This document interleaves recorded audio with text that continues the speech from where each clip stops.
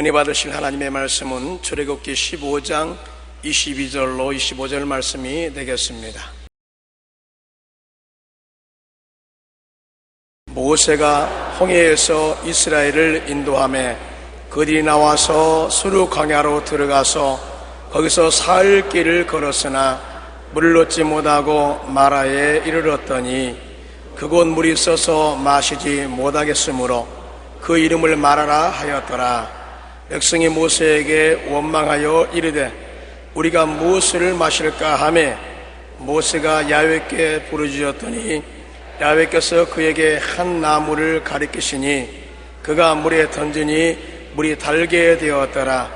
거기서 야훼께서 그들을 위하여 법도와 율례를 정하시고 그들을 시험하실세. 아멘.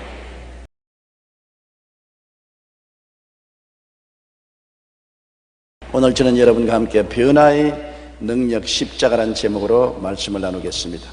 모세가 이스라엘 백성을 거느리고 홍해를 건너 수르 광야로 들어가서 사흘 길을 걸어가도 물을 발견할 수 없었습니다. 사람이 사흘 동안 물을 마시지 않고 살 수가 있나요?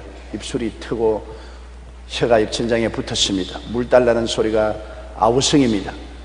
그런데 그들이 연못물을 발견했는데 뛰어가서 마시보니 물이 있어서 마실 수가 없었습니다.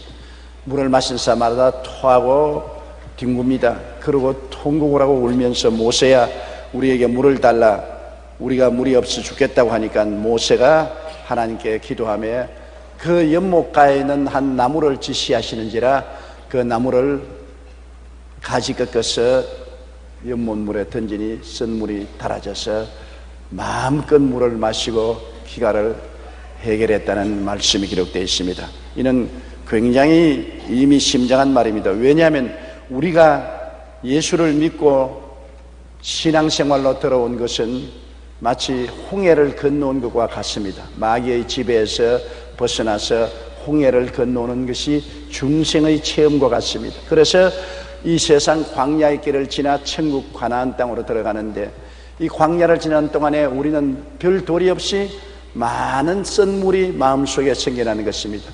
인간 세상에 사는 동안 평안한 일만 있을 수가 없어요. 마음속에 쓴물이 생겨나서 쓴물을 마시고 고통을 당하고 심신이 병들고 슬프고 불행해지는 것입니다. 이 쓴물을 무엇으로 달게 하고 우리가 이 광야 여행길을 편안하게 할 수 있겠습니까? 이 쓴물을 달게 하는 것은 나무가지를 꺾어 던져야 된다고 하는데 그 나무가지가 바로 십자가를 상징하는 것입니다. 예수 그리스도의 십자가를 끌어안으면 십자가의 보혈의 은혜로 우리 마음속에 쓴물이 달아진다는 것을 성경은 상징적으로 우리에게 가르쳐주고 있는 것입니다. 우리가 이 세상 광야를 여행하는 동안에 어떠한 쓴물이 우리 마음속에 생겨나는 것입니까? 첫째로 우리는 세상에 살면서 사람들과 서로 부딪힘으로 미움과 분노의 쓴물이 마음속에 생겨납니다. 부부간에도 미움과 분노 쓴물이 생겨나고 부모 자식 간에 형제 간에 이웃 간에 사업 파트너 간에 서로 부딪히고 분노의 쓴물, 미움의 쓴물이 마음속에 생겨납니다. 미움이나 분노라는 것이 굉장히 독이 심합니다. 오사카 대학에서 시험을 해본 결과에 개에게 분노를 하게 해서 그 혈액을 뽑아서 독소를 제거해 보니까 그 개 한 마리가 분노를 한 피 속에서 나오는 독소가 8마리의 개에게 주사를 해준 적 다 죽었다는 것입니다. 그만큼 살해할 8마리의 괴를 죽일 만한 독소가 한 마리의 개의 분노의 피 속에서 생겨나더라. 그만큼 분노에는 어마어마한 독소가 들어있는 것입니다. 우리가 분노함으로 우리의 심신이 병들고 고통하는 것은 말로 다 할 수 없는 것입니다. 왜 우리는 미움과 분노의 쓴물을 마시지 아니할 수가 없느냐 하면 이 세상에 사는 것이 매일매일 격심한 생존 경쟁을 하기 때문인 것입니다. 가만히 편안히 살 수 있으면 분노할 필요 없지요. 그러나 생존 경쟁에서 밀고 밀리고 쫓고 쫓기는 가운데 서로 상처를 입고 분노가 생기고 미움이 생겨나는 것입니다. 욥기 5장 2절에 분노가 미련한 자를 죽이고 시기가 어리석은 자를 멸하느니라고 말했습니다. 분노는 죽이고 멸하는 독소를 가지고 있다고 말하고 있는 것입니다. 우리나라 30, 40대 남자들은 피곤합니다. 직장에서는 선배와 상사의 눈치를 봐야 하고 밑에서 언제든지 치어 올라오는 후배들을 견제해야 합니다. IMF 이후 퇴직의 압력도 만만치 않습니다. 가정에서도 남자들은 편하지 않습니다. 과거와 같이 아버지로서의 군의와 힘보다는 아이를 중심으로 하는 풍조로 인해 자녀들의 눈치를 봅니다. 그래서 그런지 우리나라 30, 40대 남자 사망률이 세계에서 1위가 되어 있습니다. 통계청이 발표한 우리나라 40대 남자의 2004년 사망 원인 통계 결과를 보면 사망 원인 1위가 40%로 간질환입니다. 2위는 자살이 43%, 3위는 간암이 35%, 4위는 뇌졸중이 28% 순입니다. 이러한 결과를 보면 우리나라 40대 남자가 생존 경쟁의 치열한 생활 속에서 얼마나 미움과 분노가 마음을 억압하고 피곤하고 고달픈 생활을 하고 있다는 것을 보여주는 것입니다. 삶의 경쟁 속에 별 도리 없이 사람들은 시달리기 때문에 미움과 분노의 스트레스에 걸리게 되어 있는 것입니다. 그럴 뿐 아니라 끊임없이 시간과 삶에 쫓기는 생활을 하는 것입니다. 여기다 농경생활 시대는 해가 떠서 일어날 수도 있고 또 늦게 일하더라도 쫓기지 않고 쉬엄쉬엄 일할 수가 있는 것입니다. 오늘날은 그렇지 않아요. 모든 것이 스케줄에 딱 짜 있어서 아침 정시에 출근해야 되고 일해야 되고 일을 성취해야 되기 때문에 끊임없이 시간과 삶에 쫓기는 노예 생활을 하므로 긴장과 고통이 계속합니다. 그렇기 때문에 팽팽한 신경이 긴장된 가운데서 조금만 건드려도 분노를 하고 미움이 생기고 다툼이 생기게 되는 것입니다. 전도서 2장 23절에 일평생에 근심하며 수고하는 것이 슬픔뿐이라 그의 마음이 밤에도 쉬지 못한다고 했는데 정말 매일같이 긴장하고 슬퍼하고 쉬지 못하는 삶을 살고 있는 것입니다. 무엇을 하든지 우리의 삶 속에는 더 많은 성과를 요구하는 것입니다. 별 도리 없이 성과를 이루지 못하면 직장도 떨어지게 되는 것입니다. 이번 발표해 보니까 서울시청에서는 공무원이 성과를 이루지 못하면 퇴직시키겠다는 발표를 한 것을 보았습니다. 그러므로 성과를 나타내려고 끊임없이 뛰고 긴장해야 되는 것입니다.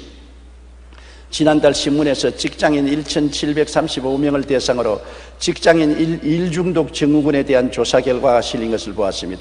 거기에 보면 조사에 참여한 사람 중 절반이 넘는 51.2%가 자신은 일 중독에 걸렸다고 말했습니다.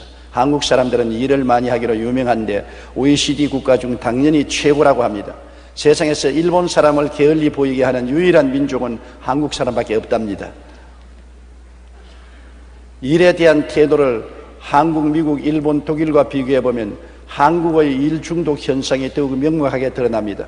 자신의 삶에서 무엇이 중요한가라는 질문에 대해 일본과 독일 사람은 가족과의 시간을 1순위로 꼽는 반면에 한국 사람들은 삶에서 가장 중요한 것이 무엇이냐 하니까 만족스러운 일자리로 꼽는 것입니다.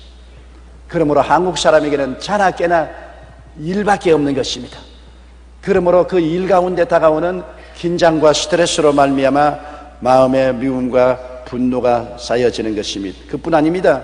세상의 삶에는 우리가 자선사회 속에 살고 있지 않지 않습니까? 모두 다 이기주의와 황금 만능주의로 뛰게 되는 것입니다. 모두 다 나만 보고 뛰지 남을 보지 않습니다. 사람들이 유리창 밖으로 보면 세상에 산도 보이고 들도 보이고 강도 보이고 사람들도 보이지요. 거울을 들여다보면 똑같은 유리인데 자기밖에 안 보이는 것입니다. 이기주의와 황금 만능주의가 마음을 덮으면 자기밖에 안 보여요. 눈에 보이는 것 없어요. 산도 물도 들도 사람도 안 보여요. 모두 다 내 이기주의적 내 중심밖에는 보이지 않는 것입니다. 그러므로 자기를 사랑하며 돈을 사랑하며 자랑하며 교만하며 비방하며 감사치 아니하며 거룩하지 아니한다는 디모데후서 3장 2절 말세의 증후군이 생겨나게 되는 것입니다. 그럴 뿐 아니라 이 세상에는 이해할 수 있는 대화가 부족한 것입니다. 모두 다 만인이 만인을 상대해서 경쟁을 하고 있기 때문에 서로 마음을 터놓고 대화를 할 수 있는 사람이 없습니다. 누구에게 정말 마음을 터놓고 대화를 합니까?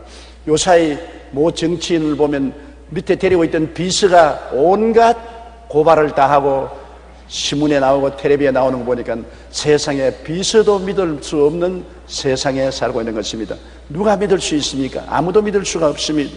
남의 말을 안 듣고 이제 자기 말만 하는 시대에 살고 있는 것입니다. 우리가 무슨 말을 해도 자기가 하는 말을 설득시키려고 하지 남의 말을 듣고서 이해하려고 하는 시대가 아닙니다. 이러기 때문에 오해가 오해를 쌓고 성강을 하고 분노하고 미워할 수밖에 없는 것입니다. 잠언서 12장 16절에 미련한 자는 당장 분노를 나타내거니와 슬기로운 자는 수욕을 참는데 오늘날 우리는 수욕을 참지 못합니다. 미련하니까 당장 분노하고 미워하고 분을 나타내게 되는 것입니다. 이러한 일들이 마음에 미움의 씨앗이 되고 분노로 폭발하게 되는 것입니다. 이 모든 일을 어떻게 우리가 해결할 수 있겠습니까? 예수 그리스도의 십자가의 사랑과 포용으로만이 선물이 달아질 수 있는 것입니다. 이 여러 가지 사회적 현상으로 다가오는 마음의 미움과 분노의 쓴물을 달게 하지 아니하면 그 독이 우리 영을 죽이고 마음을 죽이고 육체를 죽이고 생활을 파탄에 이르게 하는 것입니다. 도적질하고 죽이고 멸망시키는 독이 되는 것입니다. 이 독을 해독하기 위해서는 우리가 예수 그리스도의 십자가를 끌어안고 그리스도의 은혜를 받아야 되는 것입니다. 예수님의 은혜를 받으면 모든 미움이 사라지고 분노가 사라지고 마음속에 사랑과 평화를 가질 수가 있는 것입니다. 요한일서 4장 10절에 사랑은 여기 있으니 우리가 하나님을 사랑한 것이 아니요 하나님이 우리를 사랑하사 우리 죄를 수하기 위하여 화목제물로 그 아들을 보내셨습니다. 그러므로 에베소 4장 32절에 서로 친절하게 하며 불쌍히 여기며 서로 용서하기를 하나님이 그리스도 안에서 너희를 용서하신 것 같이 하라. 이와 같은 은혜는 십자가를 끊어 안을 때 십자가를 통한 보혈의 역사와 성령의 역사로 우리 마음속에 변화가 와야만 되는 것입니다. 변화는 내 힘으로 가져올 수 없어요. 내 힘으로 미움을 해독시킬 수가 없고 분노를 잠재울 수가 없습니다. 십자가를 통해서 나타나는 보혈의 능력과 성령의 은혜가 우리 마음을 해독시키고 변화시켜 줄 수가 있는 것입니다. 그러므로 주님은 매일같이 우리가 십자가 밑에 나와서 주님을 바라보고 기도하고 주님께 의지하기를 원하시는 것입니다. 매일매일 주님은 우리 마음을 해독해 주시고 변화시켜 주시고 미움과 분노 대신에 사랑과 인내를 주시기를 원하시고 계신 것입니다. 십자가를 마음속에 던지지 않고 미움의 쓴 연못물을 달게 할 수가 없습니다. 미움의 쓴 연못물을 마시고 고통과 괴로움을 안 당할 사람은 아무도 없기 때문인 것입니다. 둘째로 우리가 이 세상을 살아가면서 마음에 생기는 쓴물은 공포와 불안의 쓴물입니다. 누구를 불구하고 이 세상에 사는 사람 가슴을 쓸어내리며 공포와 불안을 느끼지 않은 사람은 없습니다. 매일매일 공포와 불안이 우리를 엄습해 오는 것입니다. 어린아이가 세상에 태어나면 두 가지 공포를 가지고 있다는 것입니다. 큰 소리를 지르면 어린아이가 울고 높은 데서 떨어뜨리면 어린아이가 굉장히 두려워합니다. 어른들은 그것도 모르고 어린아이 좋아한다고 던졌다가 않고 던졌다가 하는데 애들은 기걸 초풍을 하는 것입니다. 높은 데서 떨어지는 공포와 큰 호암 소리의 공포가 어린아이들은 태어날 때부터 가지고 있는 것입니다. 자라나면서 이것이 우리의 다른 형태의 공포로 달아나는 것입니다. 어른들은 큰 소리가 아니라 비난과 비평받는 데 대한 불안을 가지고 있는 것입니다. 가정에서도 아내는 남편에게 비난과 공격을 받을까 불안해하고 남편은 아내에게 비난과 공격을 받을까 불안해하는 것입니다. 자녀는 부모에게 공격을 받을까 불안해하고 공포를 가지고 있습니다. 세상에 나가면 어느 곳에 가든지 비난과 비평받는 것을 두려워하고 항상 몸을 움츠리는 것입니다. 시편 38편 19절에도 보면 내 원수가 활발하며 강하고 부당하게 나를 미워하는 자가 많다고 미워하는 사람들에 대한 불안과 공포를 말하고 있는 것입니다. 요사이는 더구나 인터넷 악플들이 올라오는 것입니다. 인터넷을 열면은 홈페이지에 온갖 칭찬도 있지만 욕이 다 있단 말입니다.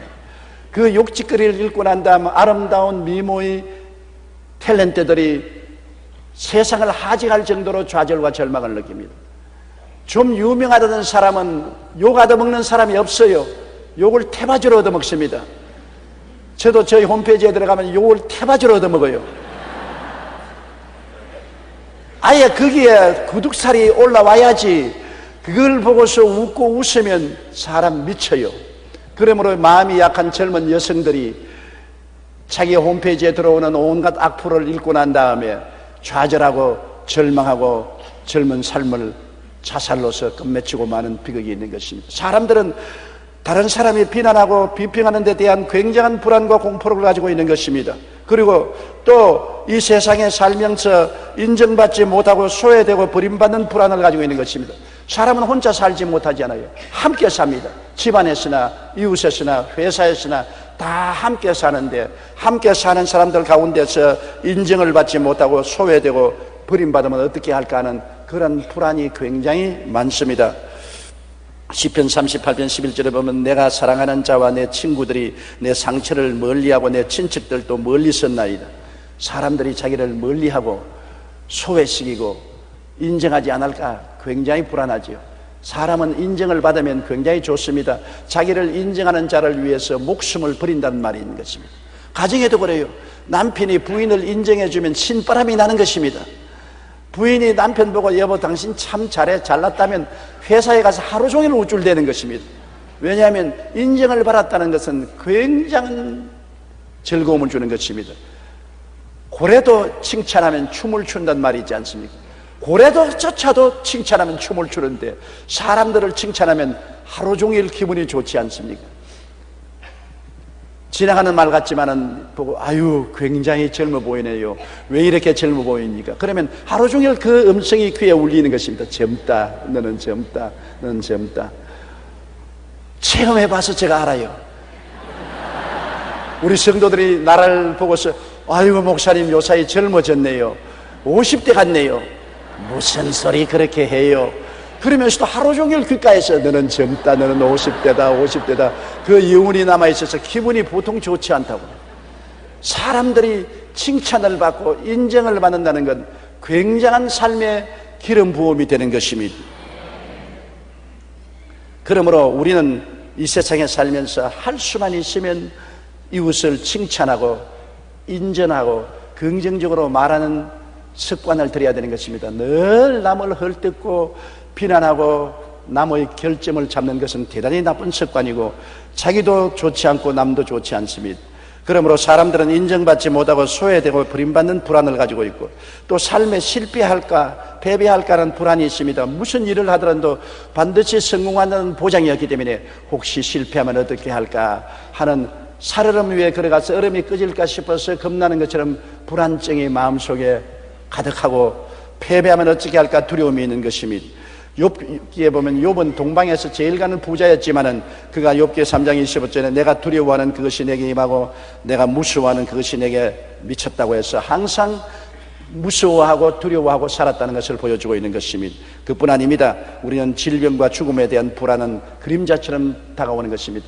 언제 무슨 병이 들지 모릅니다. 요사이는 더구나 비만증으로 말미암아 다가오는 성인병이 많습니다. 고혈압, 신경통, 심장병,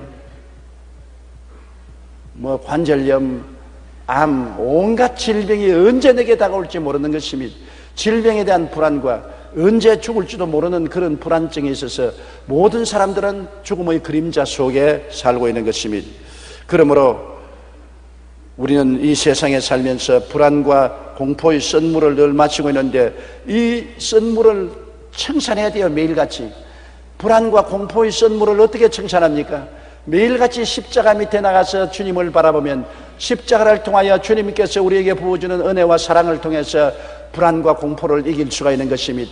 십자가를 통하여 우리는 하나님이 우리를 사랑하시고 우리를 돌보아 주시는 것을 알 수 있는 것입니다. 내가 너를 버리지 아니하고 내가 너를 떠나지 아니하라는 것을 십자가를 통하여 우리는 알 수가 있는 것입니다. 하나님이 나의 목자가 되셔서 나를 도와주시고 보호하시고 이끌어 주신다는 신념을 십자가 보혈을 통해서 성령의 은혜로 우리가 느낄 수 있는 것입니다. 우리 마음에 불안과 공포의 썬물을 다른 무엇으로도 달게 만들 수 없습니다.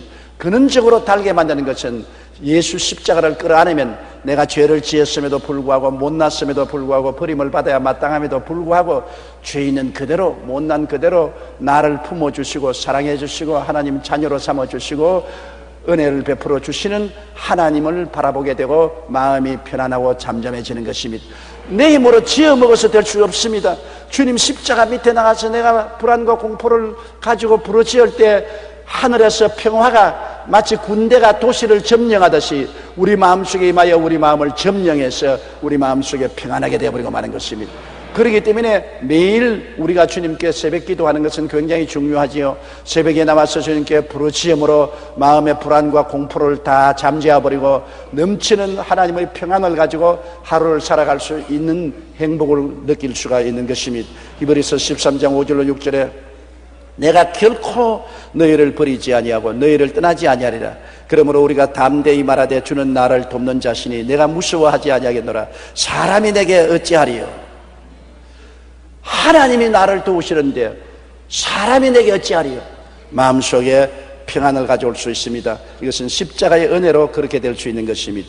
셋째로 우리의 가슴 속에 늘 생기는 선물은 열등의식의 선물입니다. 누구든지 마음속에 열등의식을 가지고 있어요. 자기가 잘났다고 뽐내는 사람은 오히려 열등의식이 있기 때문에 그거를 덮으려고 의시되는 것이 바로 잘났다고 교만을 떠는 것입니다. 열등의식은 우리 마음속으로 굉장히 고통을 주는 것입니다. 우리가 왜 열등의식을 가집니까? 가난하고 어려운 성장기에 대한 열등의식은 반사회적 반항의식을 가져오는 것입니다. 우리가 자라날 때 헐벗고 굶주리고 가난하게 자라났다. 그러므로 나보다 잘 먹고 잘 입고 잘 사는 사람에 대해서 열등의식을 느끼고 반항심을 느끼는 것입니다. 공산주의라는 것은 못 살고 가난한 사람들이 잘 살고 재산을 가진 사람들에 대한 열등의식에서 생겨난 것입니다. 열등의식이라는 것은 반사회적인 반항의식을 가져오는 것입니다. 지난 27일 송파구 문정동 개미마을 30가구에 배달된 요구르트 사건 알지요? 요구르트에 세제를 집어넣어 가지고서 마신자 말자 목이 타고 구토를 하고 야단 법석을 해서 굉장히 신문에 나고 텔레비에 뉴스거리가 된 것입니다. 그 범인을 잡고 보니 손모씨라는 사람인데 그 어머니는 가락동 시장에서 과일 장사를 하며 고생을 하는데 개미마을 사람들은 국가 땅에서 강제로 전용해서 판자촌 짓고 살다가 편안히 살면서 재개발로 쉽게 돈을 국가에서 보상받게 됐다. 그러니 배가 아프죠. 열등의식이 생기는 것입니다. 똑같이 고생하는데 왜 저는 국가에서 보상받고 우리 어머니는 가락동 시장에서 내내 과일 장사하면서 고생하느냐. 에라 내 못 먹는 밥에 재나 뿌려보자.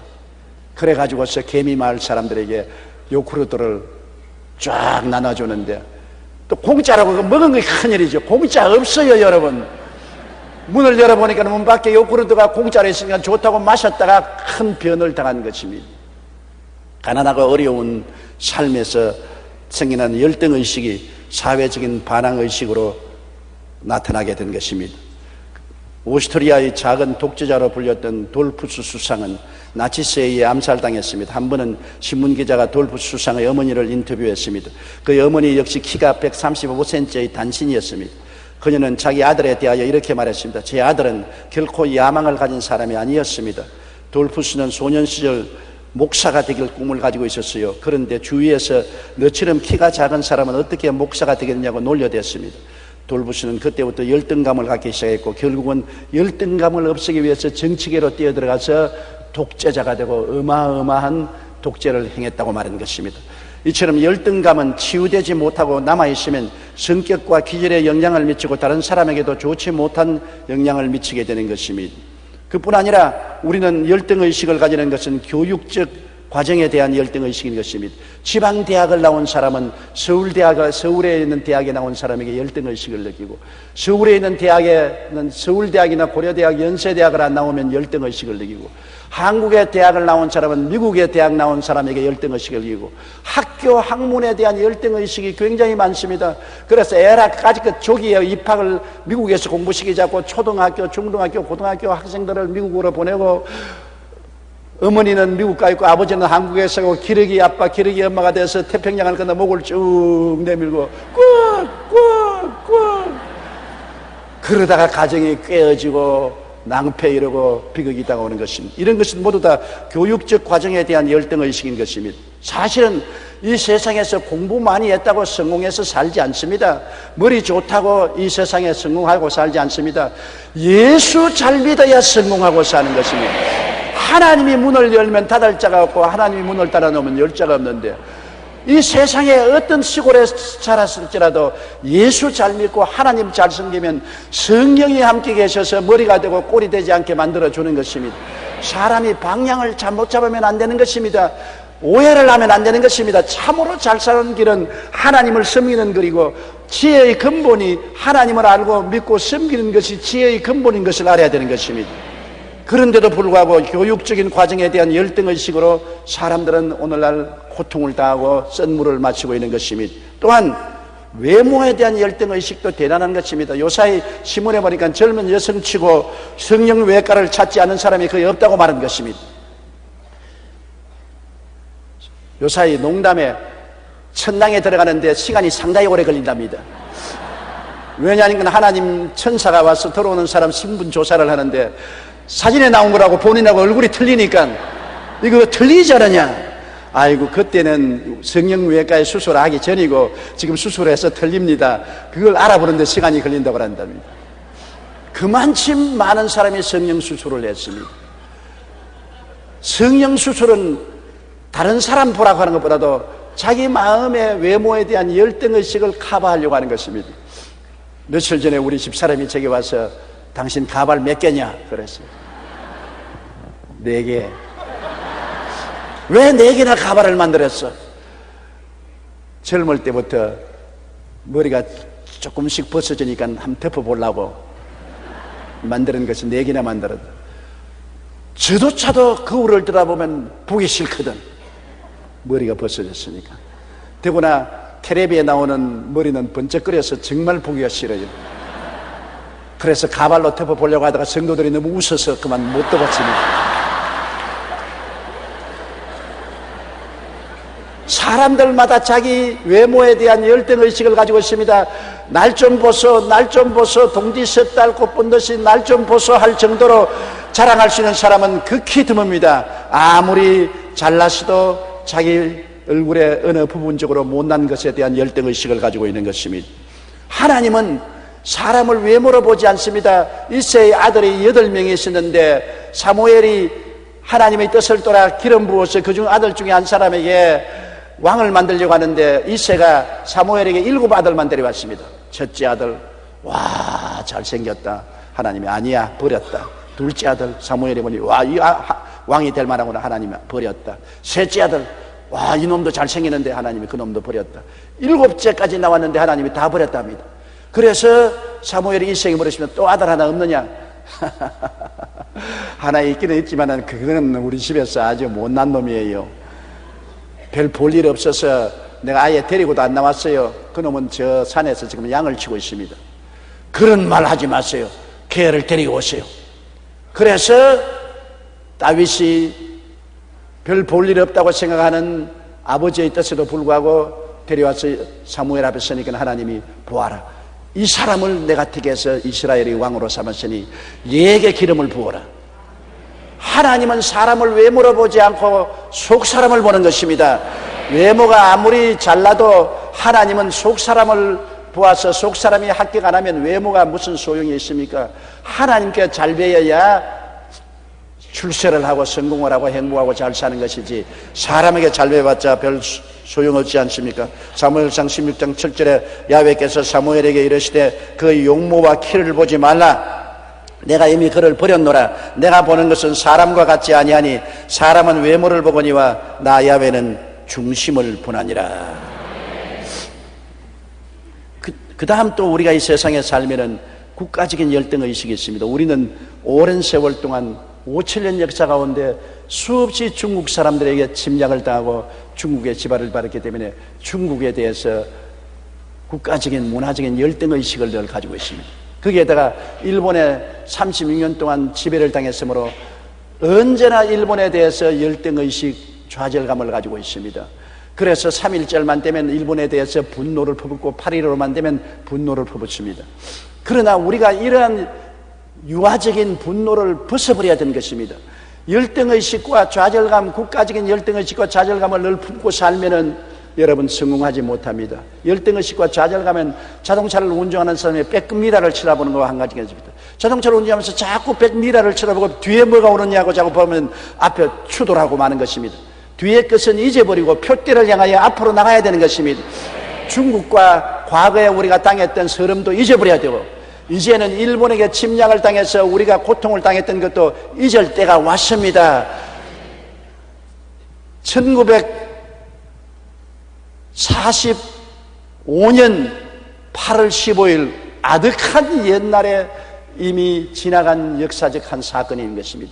이제는 역사적인 사건으로서 기억은 하지만은 그를 따라서는 감정적인 분노와 슬픔과 억울함과 이것을 청산해 버릴 때가 왔습니다. 그러고 난 다음에 우리는 앞으로 전진해 나가야 되는 것입니다. 과거사의 수치를 지금까지 연속하는 것은 비극이 되고 마는 것입니다.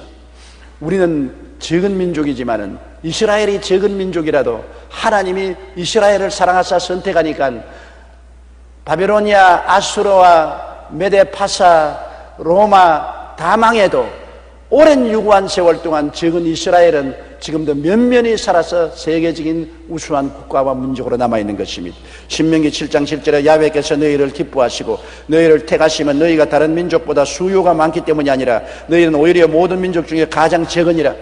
모든 민족 중에 가장 적더라도 예수 잘 믿으면 하나님이 높여주시는 것입니다. 성경에 저가 나를 사랑한 적 내가 저를 건지리라, 저가 내 이름을 안 적 내가 저를 높이리라고 말씀한 것입니다.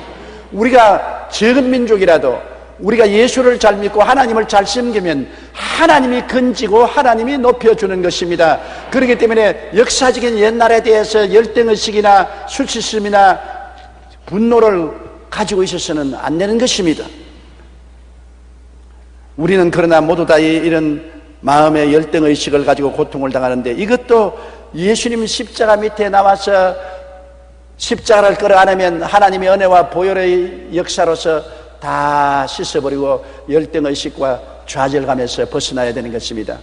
나의 상담실에 한번 상담한 젊은 부부의 이야기가 늘 머릿속에서 떠나지 않습니다. 사장 아들이 아버지 회사에 왔다 갔다 하다가 직원으로 있는 아버지 비서실에서 일하는 이쁜 아가씨가 탐이 나서 데이트를 하고 결혼에 성공을 했는데, 이 아가씨는 가난한 집 출신입니다. 그런데 이 아들이 이 여성하고 결혼하고 난 다음 굉장히 행복했어요. 그러나 그 부인은 행복하지 않습니다. 왜냐하면 열등의식 때문에. 그 아들이 그 아내를 데리고서 좋은 식당에 가서 아름다운 환경 가운데서 맛있는 음식을 주문해서 먹을 때마다 하는 말이, 너 친정에서는 못 먹어봤지. 그거 할 수 있는 말입니다. 친정에서 못 먹었죠. 가난한데 뭘 먹기는 먹었어요. 그러면 막 웃으면서 못 먹어봤어요. 당신 덕분에 호강합니다. 그러면 될 건데, 이렇게 꼬부라져. 뭐 어쩌고 어째. 너는 부잣집 아들이니까 이거 잘 먹었는데 날 보고서 왜 음식 가지고 친정까지 끌어다니느냐. 열등의식 때문에 마음에 상처를 입었습니다. 부인이 좋은 옷 입고 아름다운 모습으로 나타나는 것이 좋아서 백화점에 가서 좋은 옷을 사주는 것은 좋은데, 꼭 사줘서 집에 데려와서 너 친정에서는 이런 옷 못 입어봤지. 내게 시집 왔으니 입어보자냐. 그 말에 그냥 굉장히 충격을 느꼈습니다. 이래서 모든 일에 이 남자는 아무 의미 없이 평범하게 이야기하는데, 그 부인은 굉장한 충격으로 받아들이는 것은 부인의 생활 과정을 통한 열등의식 때문인 것입니다. 결국에는 그 부인이 신앙상담에 와서는 말이, 나는 좋은 집도 싫고요, 좋은 음식도 싫고요, 좋은 옷도 싫고요, 내 정도에 맞는 남자하고 살아야지 이 남자하고는 못 살겠습니다. 이 남자는 나하고 레벨이 틀리기 때문에 나하고 대화가 안 되고 항상 나에게 슬픔을 갖다 주고 나의 열등의식을 살아나게 합니다. 그 열등의식이란 여러분 무서운 것입니다. 그러나 우리가 예수님 안에 들어오면 열등의식이 없어지는 것은 그리스도의 십자가를 통하여 구원받아 하나님 백성이 되면 우리는 택하신 족속이요 왕같은 제사장이요 거룩한 나라요 그의 소유된 백성이 되는 것입니다. 하나님의 자녀가 되고 예수님의 신부가 되고 하늘나라를 상속으로 받는 사람이 되는데 무슨 열등의식이 있을 수가 있는 것입니까? 예수님 십자가를 끌어안으면 열등의식의 선물이 달아져 버리고 마는 것입니다. 그렇기 때문에 우리는 매일같이 열등의식이 안 생길 수는 없으나 이 열등의식을 십자가를 통해서 달도록 변화를 가져와야 되는 것입니다.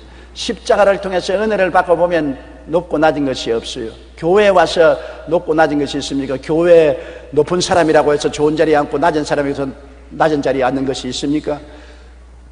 교회에 오면 전부 다 하나님의 자녀들이요, 하늘나라를 상속으로 받을 그리스도의 신부들인데 너나 나나 같은데 뭘 열등을 싣고 좌절감을 느낄 수가 있는 것입니까? 넷째로 선물은 인생을 살면서 좌절감과 낙심의 선물인 것입니다. 우리의 마음속에 좌절감이 다가오고 낙심이 다가온 선물, 항상 좌절감, 낙심 속에 눈물을 흘리고 사는 사람이 있습니다. 내가 아는 한 사람은 부인이 죽은 지 벌써 근 10년이 다 돼가는데 지금도 그 방 안에 부인의 사진과 유품을 그대로 고스란히 두고서 밤낮 부인 쳐다보고 울고 직장도 갖지 않고 술을 마시고 폐인이 되어 있는 것입니다. 그리고 사람들마다 오면 자기 부인 잃어버린 슬픔을 말하는 것입니다. 사람들은 한두 마디 동정을 하지만 그것도 한두 해가 아니고 10년이 가까워오니까 이제 는들머리가 나는 것입니다. 왜냐하면 언제나 좌절감과 낙심의 선물을 마시고 있으면 그 인생은 파괴되고 마는 것입니다. 지나간 것은 뒤로 던져버리고 잊어버리고 새로 인생을 살아야 되는 것입니다. 하나님은 누구든지 그리스도 안에 있으면 새로운 피조물이라 이전 것은 지나갔으니 보라 새 것이 되었도다. 십자가 밑에 나오면 하나님은 우리를 새롭게 만들어주는 것입니다. 예수를 통해서 주시는 새로운 삶을 우리가 살아야지 옛날 삶에 붙잡혀서 눈물을 흘리고 지나고 있으면 안 되는 것입니다. 사람들은 좌절감과 낙심의 선물을 마시는 것은 자기의 무력감을 늘 마음속에 의식하고 있는 것입니다. 이스라엘 백성 중에 열정탐꾼은 가나안 족속들을 바라보고 그들과 우리 비교하면 우리는 메뚜기더라. 메뚜기 자화상을 가지고 있습니다. 항상 나는 메뚜기다, 나는 메뚜기다, 메뚜기다, 메뚜기다. 메뚜기가 사람하고 어떻게 싸웁니까? 그러니까 뒤로 물러가지요. 나는 못한다, 나는 못해요, 나는 안 돼요, 할 수 없어요, 나는 죽어요. 그러면 안 되고 못 되고 죽어요.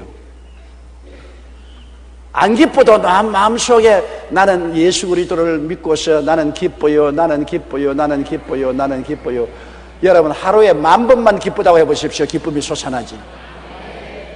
약한 사람도 나는 강해요, 나는 강해요, 나는 강해요, 나는 강해요, 나는 약하지 않아요, 나는 강해요, 나는 강해요. 아침 점심 저녁으로 한 100번씩만 하루에 300번만 외워보시오. 연약이 한 길로 왔다가 7길로 도망치고 마는 것이죠. 항상 자기의 좌절감과 낙심의 선물을 마시고 사람들이 성공할 수가 없는 것입니다. 자기의 자화상을 바꿔야 돼요. 자기의 무력한 인식을 가지고 늘 선물을 마시면 안 돼요. 항상 환경을 부정적으로 바라보는 마음은 안 되지 않아요. 무엇을 바라봐도 부정적으로 바라봅니다. 이스라엘 열정탐꾼이 유대 광야를 바라보고 와, 주민을 삼키는 광야구나. 광야를 바라보고 주민을 삼키니 저곳에 갔다가는 우리들 다 삼킴을 받겠다 했습니다. 그러나 여호수아와 갈렙은 와, 넓은 땅, 하나님이 젖과 꿀이 흐르도록 만들 땅이 이렇게 많구나. 똑같은 땅을 보는데 주민을 삼키는 땅이라고 보고 다른 사람은 하나님이 계심으로 젖과 꿀이 흐르게 만들 땅이라고 보는 것입니다. 항상 환경을 부정적으로 보는 마음을 가지고 있으면 마음이 광야가 되고 사망이 되어버리고 인생을 성공적으로 살 수 없는 것입니다. 하나님이 계심으로 모든 슬픔은 기쁨으로, 좌절은 희망으로, 죽음은 삶으로 바꿀 수 있는 것을 믿어야 되는 것입니다. 하나님이 같이 계시면 달라질 수 있습니다. 빌립은 5,000명 남자와 수만 명 부녀자들을 보고 못 먹인다고 말했었습니다. 그러나 안드레는 먹인다고 말했었습니다.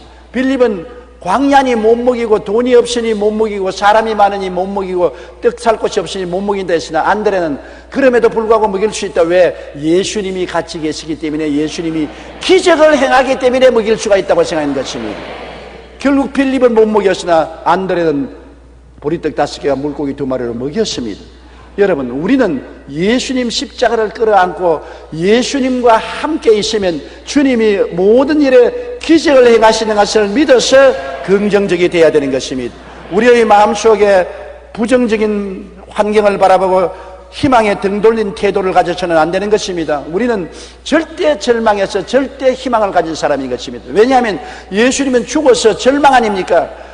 무덤에 들어간 지 사흘 만에 부활하셔서 사망과 음부를 영원히 멸해버리기 때문에 예수님 계신 곳에는 부활밖에 없는 것입니다. 사업이 망했습니까? 예수님이 들어오면 부활할 것입니다. 가정이 망했습니까? 예수님이 들어오면 부활할 것입니다. 마음이 절망적입니까? 예수님이 들어오면 부활할 것입니다. 실망했습니까? 예수 믿으면 부활할 것입니다. 우리는 부활의 그리스도를 모시고 사는 것입니다. 앉아도 서도 사나 죽으나 그리스도의 십자가를 우리가 바라보고 끌어안으면 그리스도는 십자가를 통하여 우리를 용서하시고 사랑하시고 치료하시고 부활의 생명을 부어주시는 것입니다. 기독교 신앙의 위대함은 부활이 있기 때문에 위대한 것입니다. 지금 겨울이 지나가고 있는 것입니다. 눈이 녹습니다. 왜? 봄이 다가오기 때문인 것입니다. 봄이 오면 아무리 싸나운 겨울도 봄을 이길 수가 없는 것입니다. 예수님이 계시면 아무리 싸나운 죽음도 절대로 대항할 수 없습니다. 부활에 녹아져 버리고 마는 것입니다. 그리스도는 부활이요 생명이니 우리와 같이 부활과 생명으로 같이 계심으로 여러분의 영혼이 잘됨같이 범사에 잘되며 강건하고 생명을 얻되 넘치게 얻지 아니할 수가 없는 것입니다. 부활합니다. 부활합니다. 광야가 꽃동산이 되는 것입니다. 사막이 물된 동산이 되는 것입니다.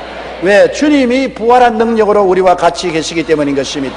로마서 8장 32절에 자기 아들을 아끼지 아니하시고 우리 모든 사람을 위하여 내어주시니가 어찌 그 아들과 함께 모든 것을 우리에게 주시지 아니하겠느냐, 그렇게 말한 것입니다. 다시 살아나신 그리스도 예수시니 그는 하나님 우편에 계신 자요 우리를 위하여 간구하는 자시라고 말씀하고 있는 것입니다. 인간의 삶에는 항상 선물이 넘쳐납니다. 미움과 분노의 선물, 불안과 공포의 선물, 열등의식의 선물, 좌절감 등 이런 선물을 늘 마시고 살면 실패합니다. 선물을 변화시켜야 되는 것입니다. 이 쓴 마음의 샘물에 십자가 그리스도를 끌어안으면 즉시로 선물이 달아지고 변화가 다가오는 것입니다. 사랑과 평안과 자존심과 희망의 샘으로 변화되고 삶은 행복을 가져오게 되는 것입니다. 샘물과 같은 보혈 앞에 나와서 싣고 십자가를 우리 마음속에 끌어안으면 우리 마음의 모든 선물은 달게 되고 변화가 오게 되는 것입니다. 예수 그리스도 안에서는 변화의 기적이 있는 것입니다.